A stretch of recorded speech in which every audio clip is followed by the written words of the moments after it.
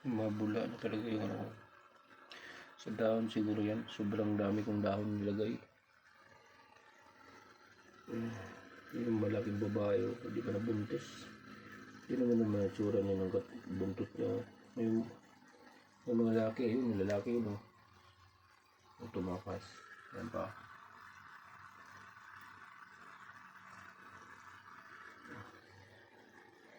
Yung babae yun. 5 to sila eh.